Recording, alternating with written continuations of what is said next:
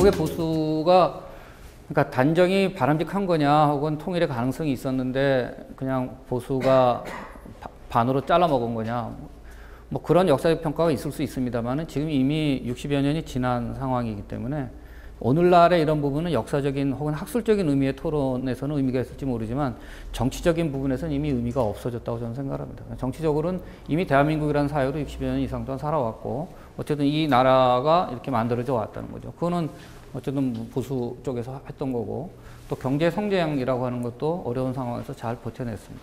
여기까지 왔는데 이제 문제가 뭐냐면 이제 인재가 문제예요. 저는 그 계기가 뭐냐면 이제는 이제 경우에 따라서는 기득권이 됐거나 경우에 따라서는 모든 형태의 변화에 저항하려고 하는 그런 세력으로 이제 가려고 하는 게 아닌가라는 우려도 이제 나타나고 있습니다. 한국의 보수가 이제 깨어 있어야 될 부분이죠, 이게. 그래서 예컨대 이제 큰 변화라는 게 이런 거죠. 민주화로 인해 가지고 통치 방식이 달라졌죠. 그러니까 물론 기본적으로 아까 봤던 것처럼 사회에서 개인의 표현을 중시하느냐, 혹은 개인의 인권을 중시하느냐, 권리를 중시하느냐, 아니면 법과 질서, 안정을 중시하느냐. 이건 기본적으로 이념적 차이가 존재합니다. 그러니까 이제 일정한 정도의 갈등은 존재하는 거죠. 그러나 전체적으로 만들어진 룰 오브 게임에 대해서는 수용하려고 하는 자세가 필요하다는 거죠.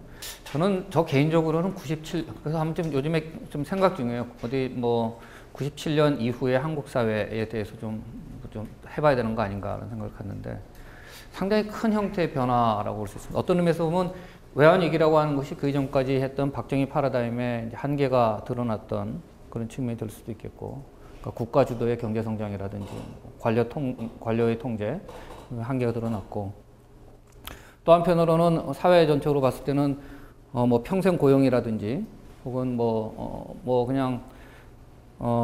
고용 거의 완전 고용에 가까운 형태 뭐 이게 그 전까지의 우리의 삶이었잖아요, 그죠? 그래서 유럽이나 미국 가서 노숙자를 만나게 되면 그때만 하더라도 다 갔다 오신 분들이 왜 사지가 멀쩡한 놈이 일 안 하고 저기서 빌어먹는지 모르겠다고 그랬던 때죠, 그죠? 정말 일자리가 없어서 일을 못한다는 걸 사람들이 깨닫지 못했던 그런 시절입니다.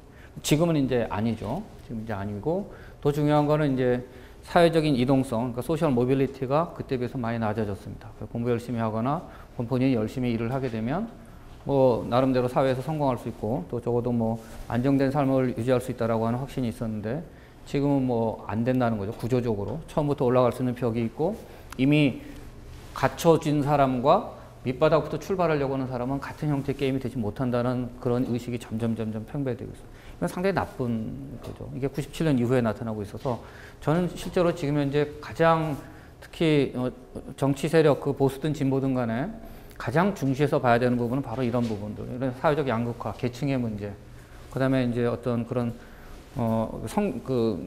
성공할 수 있다라고 하는 어떤 성공의 사다리의 복원, 이런 부분들이 사실은 지금은 정치적으로도 앞으로 점점 더 큰 중요성을 갖게 될 거라고 생각을 합니다. 이 부분이 중요한 것 중에 하나는 이게 사실은 이번에 민주당의 실패와도 관련이 되는데 민주당은 좀 한동안 더 좀 어려움을 겪지 않을까 이런 생각을 저는 갖고 있는데 그 이유는 뭐 그 안에 계파라든지 이런 것보다 본질적으로 민주당이 팔아야 될 가치가 뭐냐, 정치적인 상품이 뭐냐 이 부분이 상당히 좀 어려움이 생겼어요. 과거 민주당은 그러니까 말하자면 뭐 민주라든지 인권이라든지 자유라든지 뭐 평화라든지 뭐 이런 거에 대한 그런 정치적인 상품을 갖고 있었죠. 굉장히 어필하는 상품이었고 또 사람들 뭐 한때는 굉장히 피를 뜨겁게 했던 그런 중요한 내용들이었습니다. 근데 민주화의 진전과 함께 이런 부분의 내용들이 사실은 거의 다 이제 완성이 됐어요. 아까 뭐 마슬로우 이야기도 했습니다만은 더 이상 그걸로 인해서 막 절박하게 아쉬운 사람은 그렇게 생각보다 많지 않단 말이에요. 그러면 이제 결국은 그 다음에 뭘 팔아야 되느냐에 대한 부분인데 지난 대선 때는 사실은 민주당으로서는 최악의 상황을 맞이했죠.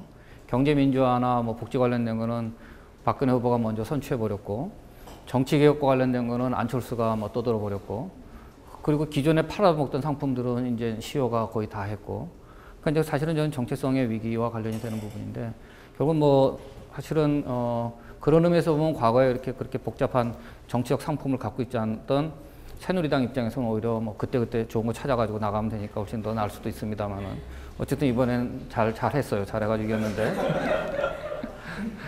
그래서 역시 핵심은 이 부분, 지금은 이제 결국은 이 부분을 정치적으로 각 정치 세력들이 어떻게 효과적으로 대표하고 대안을 주느냐에 대한 것들이고.